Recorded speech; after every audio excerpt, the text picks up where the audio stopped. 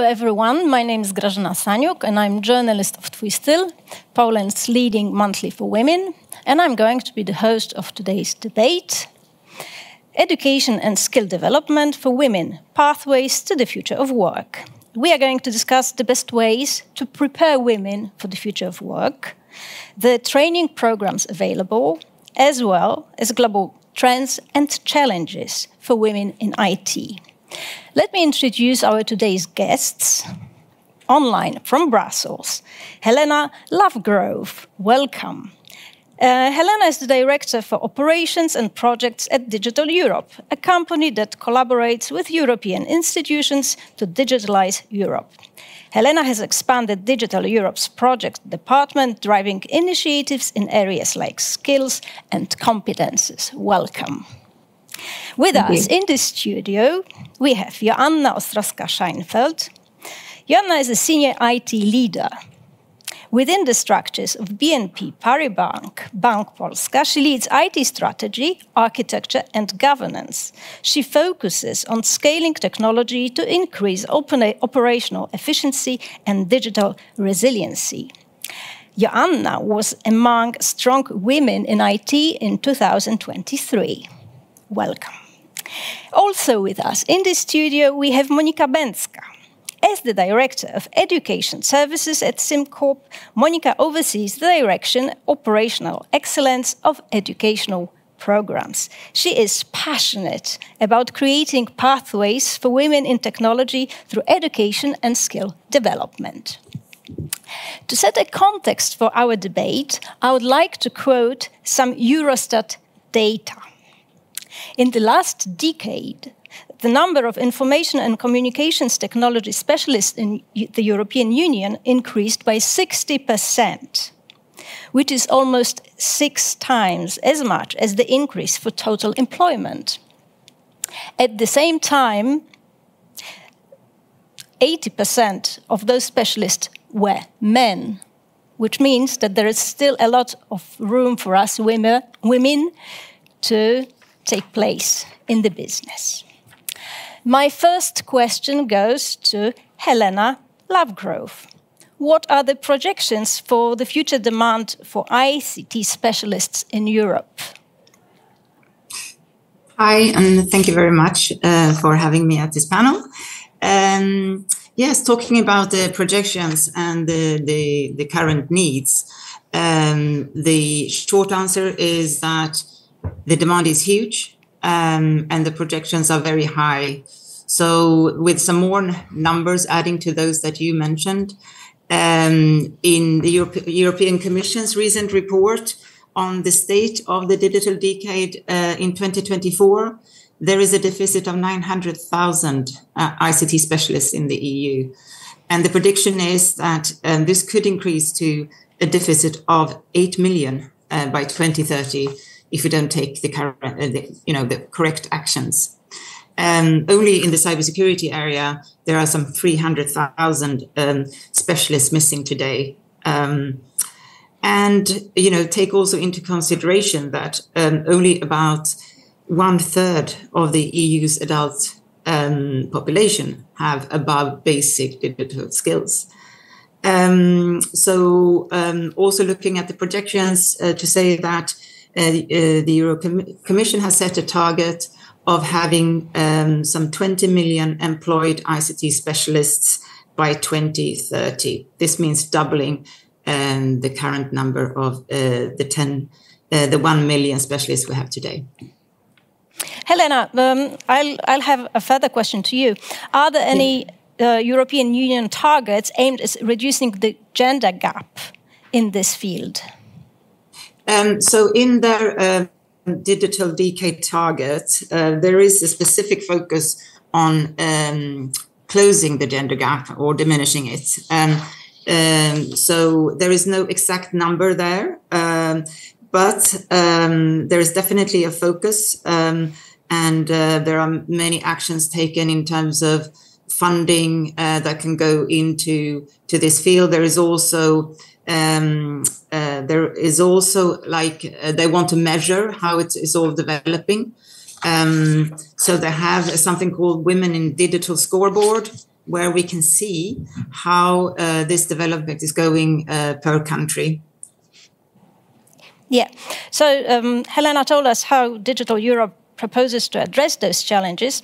Now I've got a question to Joanna.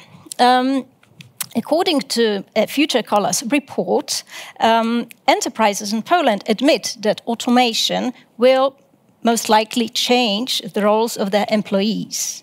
But few of those enterprises take steps to set new pathways for those employees. Your company, BNP Paribas, has successfully implemented a reskilling program.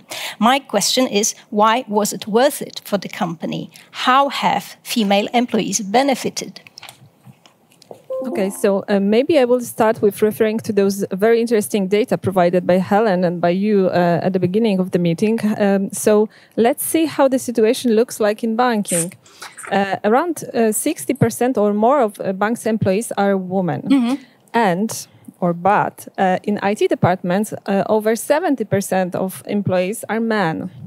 So imagine that we are undergoing a digitalization in bank, which is taking place right now heavily. What it means to those employees, especially to women.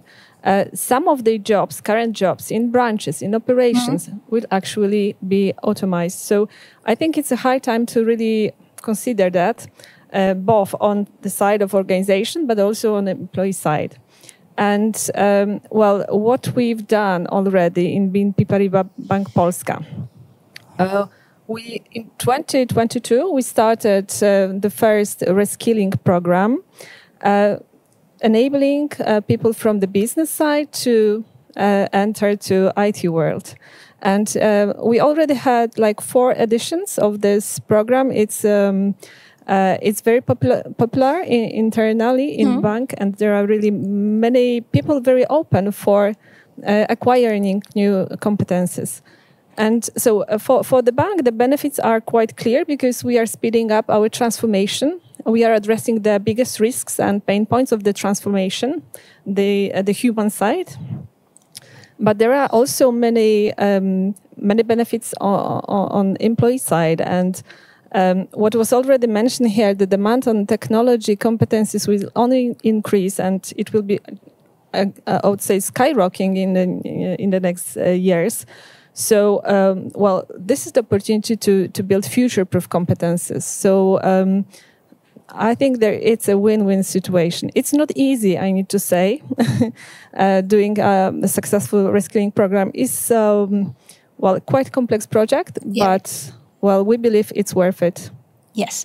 Thank you so much, Joanna. We could see that the ratio of women in IT to men in IT is higher in BNP Paribas than it is in the European Union. So it really says something about your company and your approach to this issue, really. Now I've got a question to Monika Bęcka. As a leader in learning and development, have you seen the need for pathways for women in IT reflected in the programs you've supervised?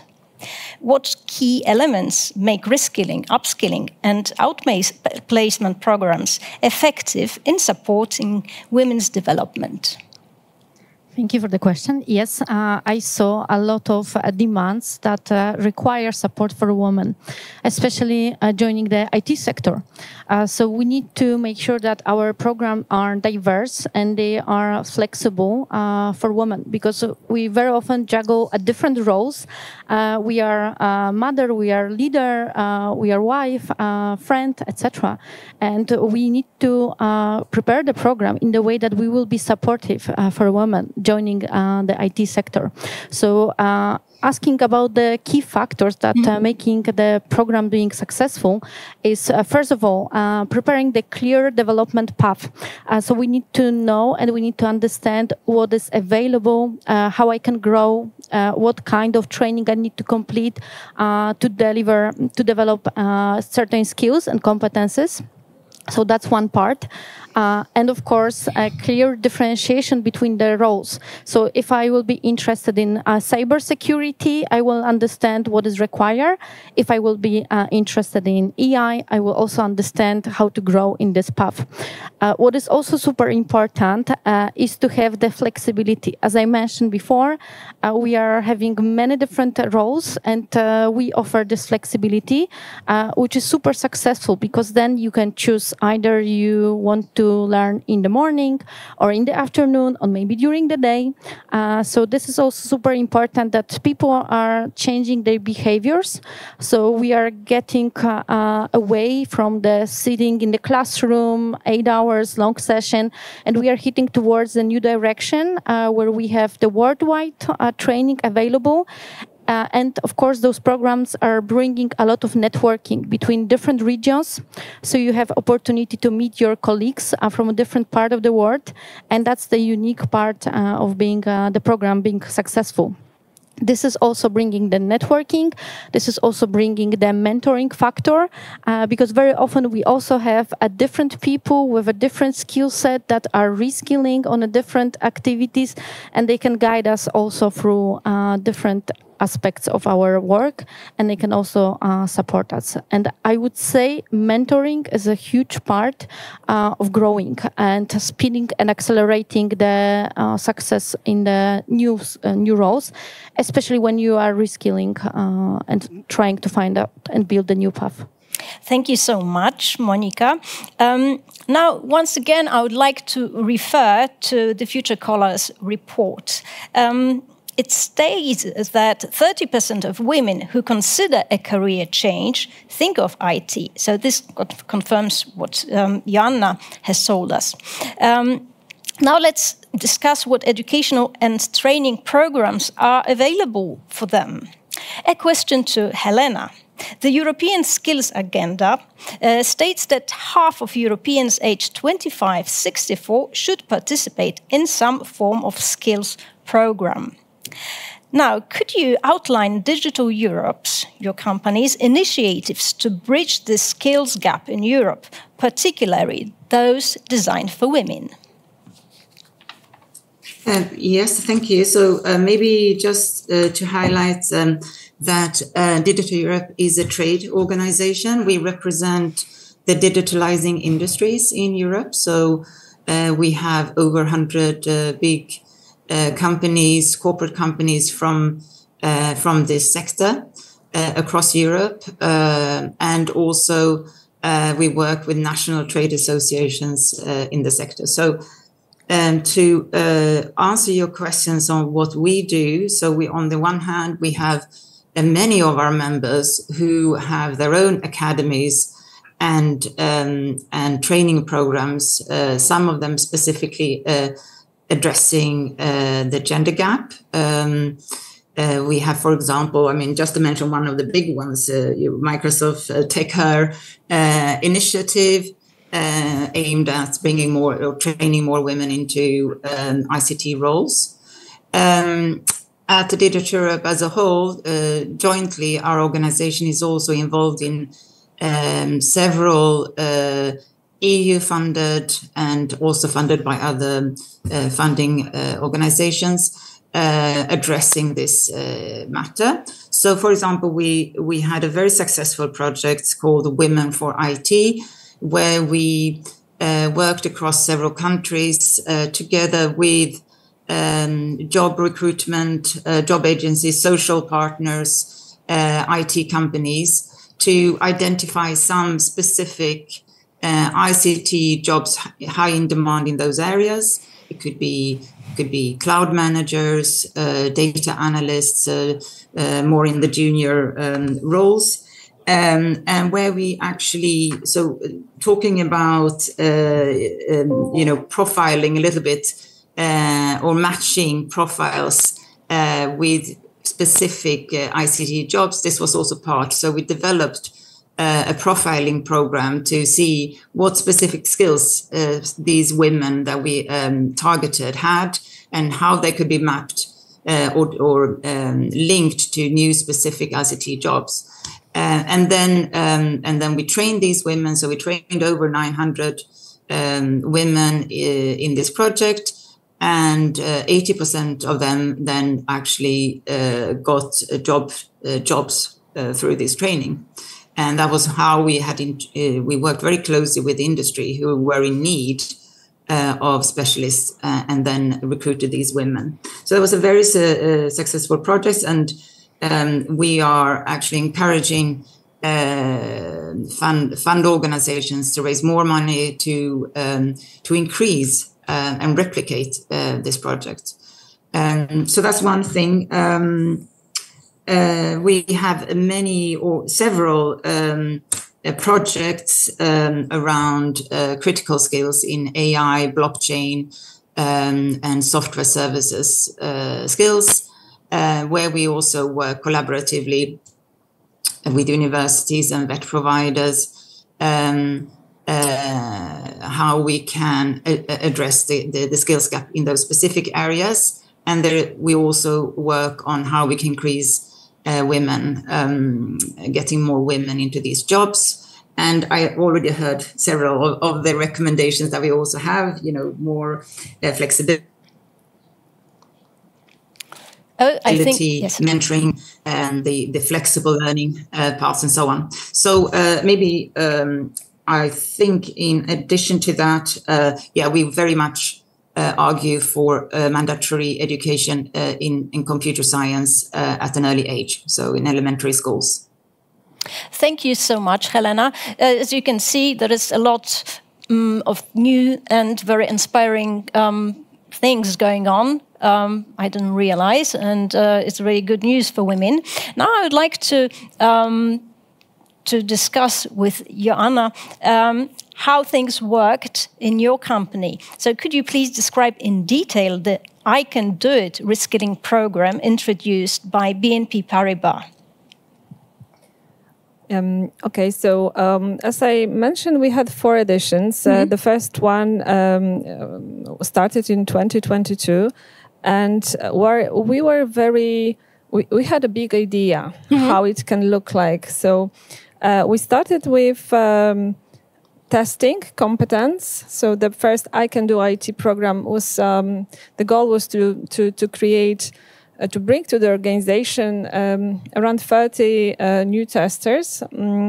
And what was very interesting in this program, we thought that it will be, the best way will be to address this program to people over 50 in branches, because we believe that, this is the group that really needs help to reskill because of the digitalization. But what we found out is that this program was too much targeted, and next editions were open to the whole organization because our pre-definition, our pre-assumptions were not actually fully correct. So, so we learned that that even though the program was very popular, we had like 15 applications per one place in the program, so very big interest.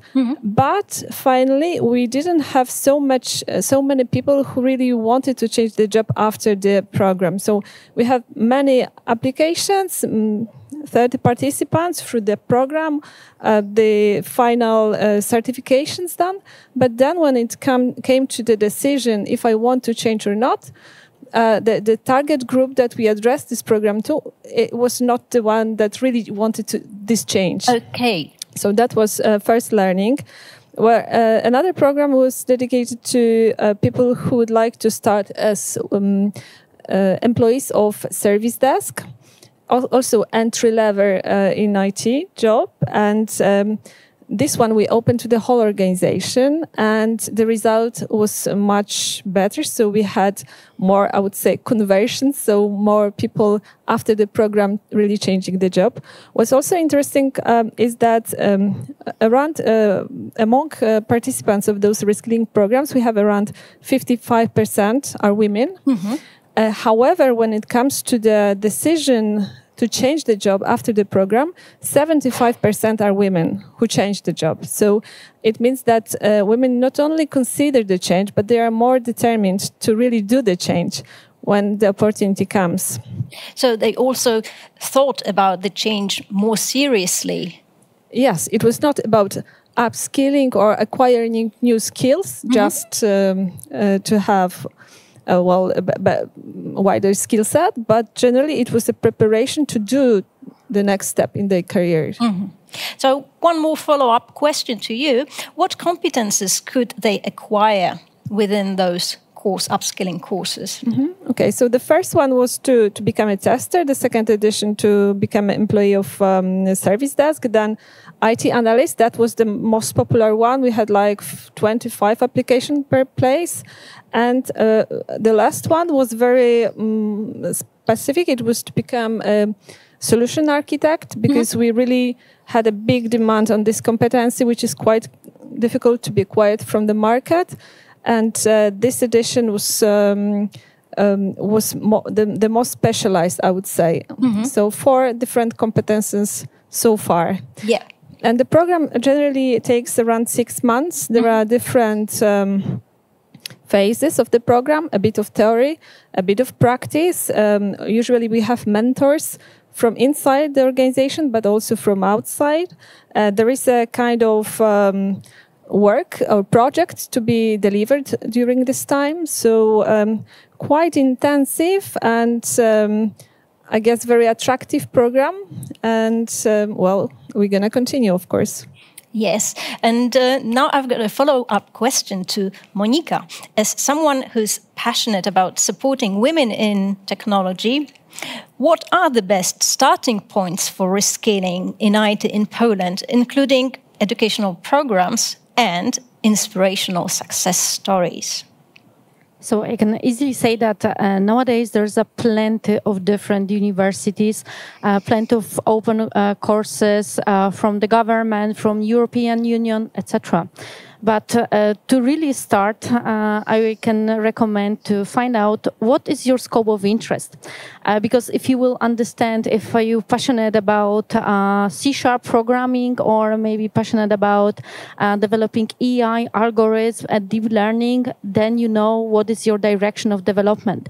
Then it's much more easy on the market to find out the right course. So I can definitely recommend to start with your scope of interest, but also your scope of strengths, because that's something what you can build on. So if you have a very strong analytical skills, then it's much more easier for you to grow in the analyst position.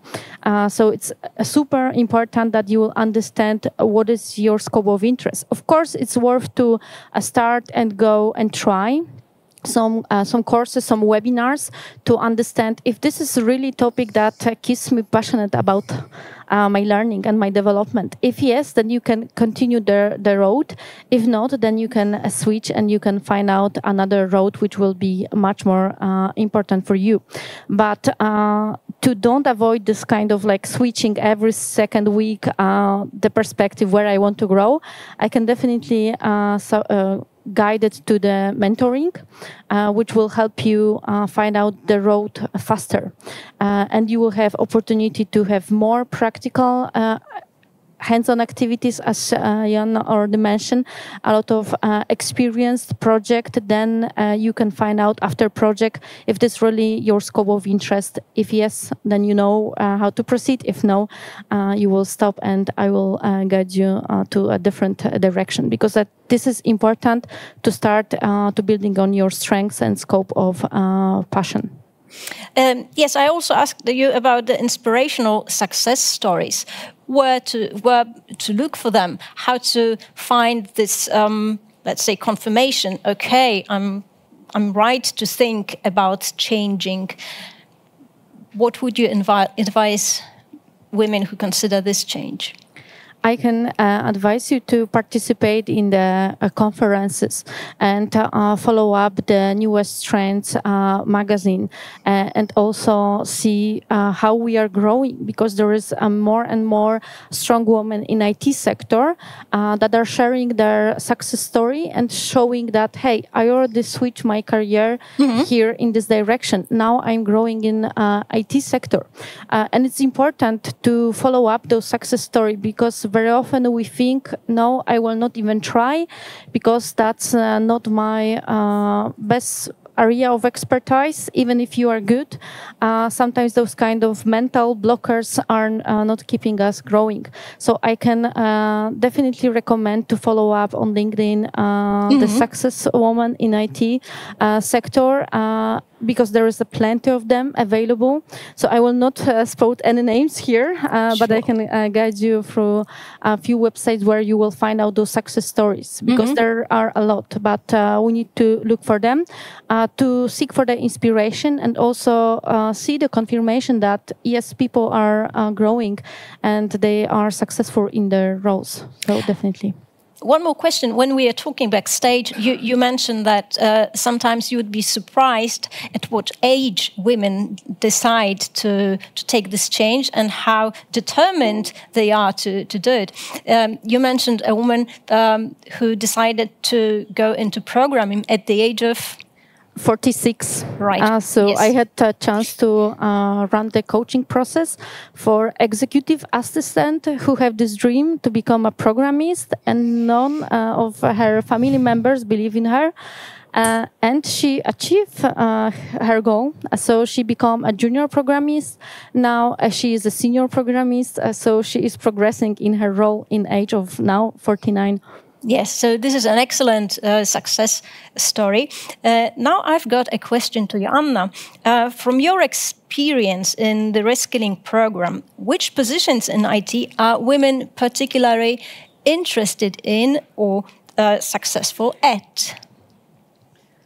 Well, in terms of popularity, I believe that IT analysts and testers are the most popular one.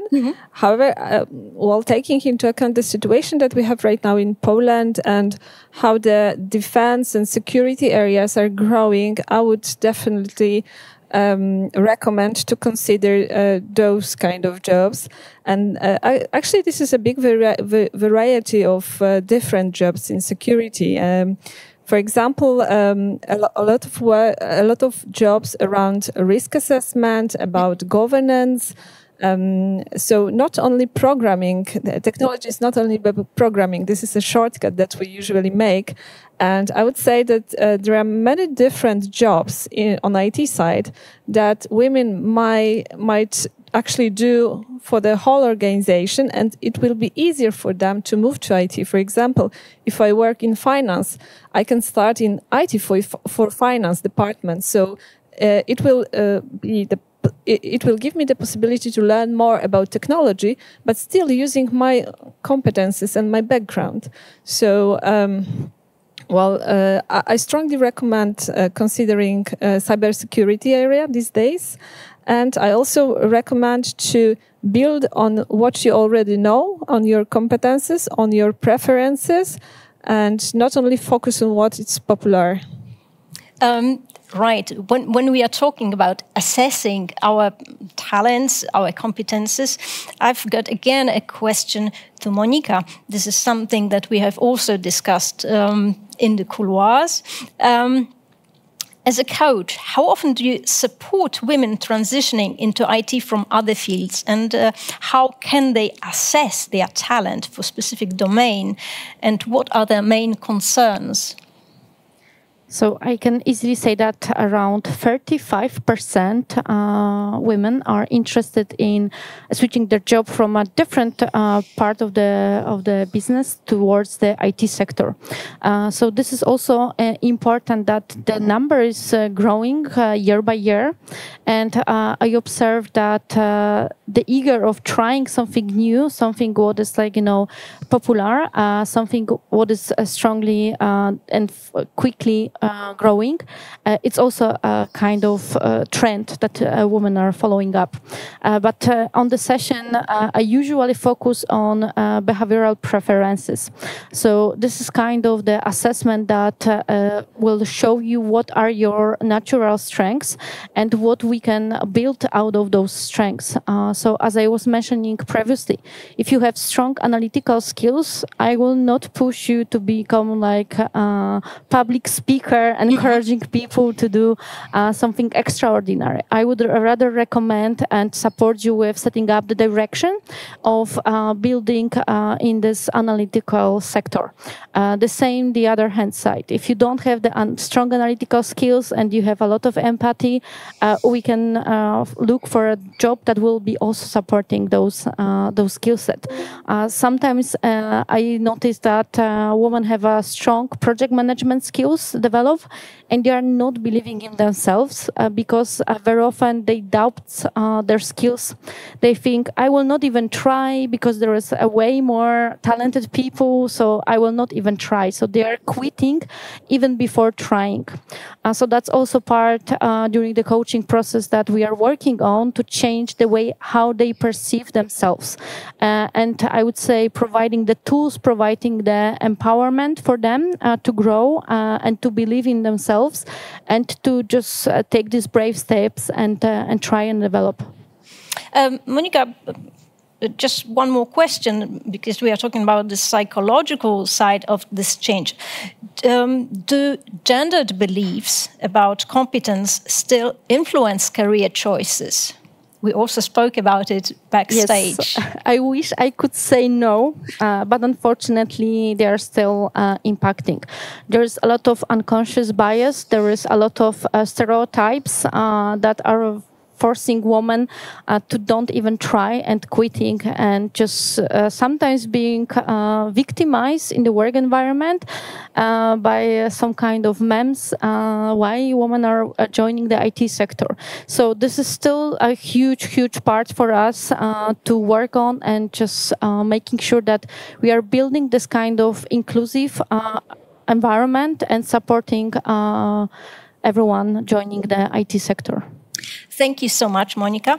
Now I've got a question to Helena in Brussels. What is the typical educational path for women entering the IT sector in Europe? Do you have such a profile? So I would say yes, of course, the traditional pathway is to do some kind of STEM degree, so in science, technology, engineering, or mathematics. So 1/3 of the graduates in these subjects are women today. However, only 1/5 of the ICT specialists are men in the EU. So that means that even though the women have taken degrees at university or higher education in those matters, they don't necessarily go into those more technical jobs. Here, I think that, you mentioned a lot of good points here, both Joanna and Monika.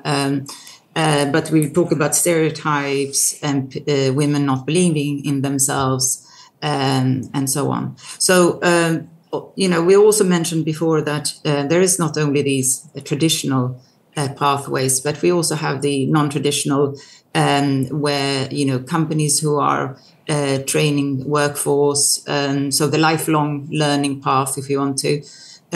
We have vet providers and companies, who provide learning to reskill current staff. So that is actually a growing area, and this is something that will be absolutely necessary to train all these ICT specialists that we said that we need, urgently need. And I think it's important also to say that when we talk about women, it's not only about being inclusive and that it's good to be inclusive, but actually there's a real need for women in these new jobs view that digitalization is everywhere in all sectors. It's not just one sector itself. We have it in healthcare, and all finance sector, and basically everywhere now.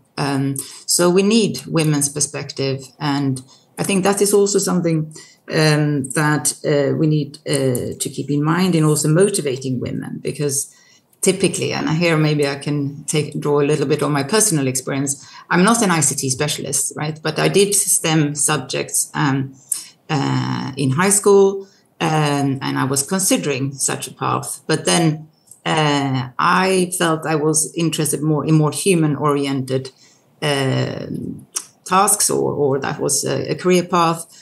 So I then studied languages and business administration. Because I thought that I didn't want to sit behind a computer or just work with machines. So that is not the case today. And you already mentioned it. I think it was Monika. But these jobs involve so many other aspects.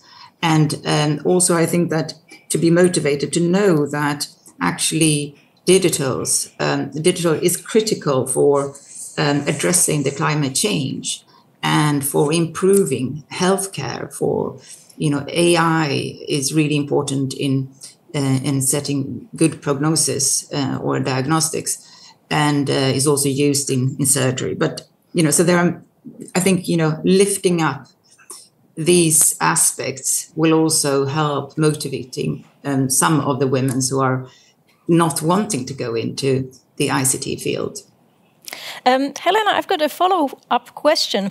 You mentioned that the path to IT for women leads mainly through, let's say, science and technology faculties. From your perspective, or from Digital Europe's perspective, do we see an increase in the number of women entering science and technology faculties? Very, very slow, not really. So it's quite steady, and I think it's only 1% increase yearly recently. Okay. So, and here again, as I mentioned before, I believe it is extremely important to start early. Now I'm focusing on digital skills, obviously, because I'm from Digital Europe. So to have that as a mandatory part of primary education. In which countries, is the trend to have more women in those faculties more evident? Which countries are pioneers of, let's say, the science and technology education in Europe or the European Union? So according to the recent statistics, it's just a few countries where there is a clear trend where we have more ICT specialists, and that is in Romania, Bulgaria, and I forgot the last one, Estonia.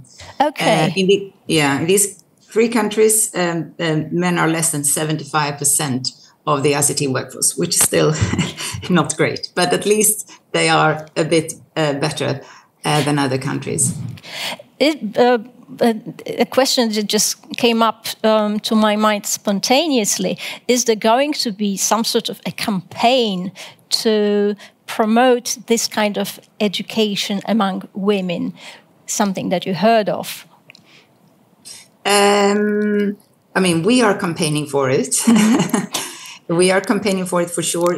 We have something we call Boost EU, and for Europe's economy, where we actually say that to increase the EU's GDP per capita, we could do that by up to 10% by 2050. If we bring in more women into these roles as well. So, as I say, it's not only about being inclusive, but it's actually also about our economy and growth. I cannot point to any specific campaign, but we are campaigning for it, and I'm sure that there will be many campaigns coming up. Maybe also to mention that the Commission has something called the Digital Skills and Jobs Coalition. So there is a website bringing together all EU member states in a collaborative effort to showcase what there is. So it's showing trends. It's also providing visibility on available trainings and reskilling efforts in various countries. So yeah, I think this is also good, and particularly also focusing on the gender gap. Thank you so much, Helena. Somehow to sum up our discussions, I would like to discuss the trends and challenges, especially the challenges that women who decided to reskill face. I would direct this question to Joanna. Yes, especially from your experience of your numerous programs, what are the challenges that women who decided to change their career path face? Well, I think that these are, the big challenge is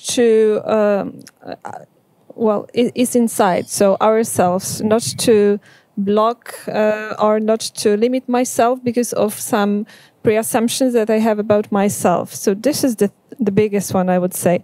And of course, it's not easy to enter the team that consists only of men. Mm-hmm. And it's always a challenge to be the first woman in the room. So there are some challenges, but I hope that, being a pioneer mm-hmm. Is difficult, but it's also rewarding. And this is, designing a path for other women that can join the same path. What's important here is the support from female managers also, because actually today we are discussing mainly the topic how to enter IT, but the other side, or also important thing, is how to increase the number of leaders in IT. And in BNP Paribas Bank Polska, we have around 40% of IT managers being women. So I think this is also important because it encourages other women to come, to enter, and it shows that this is a place where you can really grow. So I think it's important. Do you think it would be a good idea to have a training or a program that would help women become the first woman in the room? Something like a psychological preparation. We are thinking about different projects, programs that can support women entering IT, but there are tough discussions about that in the organization, because we would like to be open for not only specifically for women, but generally for diversity and be inclusive for different personalities, different people. So we are trying to improve our onboarding processes, to provide information about the organization, about how we work, to facilitate communication, to set values and rules that will be clear for everybody. And while building an organization based on values is this is our focus right now. And but still, we consider some programs. Maybe we'll come up with something beginning of the next year, but I can't say much about it right now. Fantastic. Talking about trends, another question that comes to my mind: do women have preconceptions about what roles they could fit into? Well, yes, but I would say that they are also very open for the discussion and for considering other options. So usually everything starts with the most popular one, because everybody knows that we have developers, testers, analysts. But then when we discuss some other options, opportunities in new roles that has IT organization is still growing, so there are many more new roles and competences, and the demand on those competences is increasing. So they are open for discussion and for considering different career options. Thank you so much, Joanna. And a question to Monika. The challenges that women in IT have to face once they decide to reskill. I can easily say that the time very often and finding out the balance between all the activities that they have on their agenda, because the women who are joining the IT, they are quite active, I can say. They are developing a lot. So finding out the time for upskilling, reskilling, and doing all the project and realizing all the dreams that they have. That's one of the blocker. The second, and I will come back to that as well, what Joanna mentioned, ourselves. We are our biggest blockers as well. And the way how we perceive the world, the way how we very often block ourselves. So we are almost at the end of the journey. And some blocking minds are coming to our head, and they are not allowing us to move forward. So that's a, I would say, second biggest blocker, which I can easily say that is stopping us. Thank you so much, Monika. So to sum up our today's debate, let's not be our own blockers. Thank you so much. Thank you, Helena in Brussels. Thank you, Joanna. Thank you, Monika. It was a pleasure talking to you. Thank you.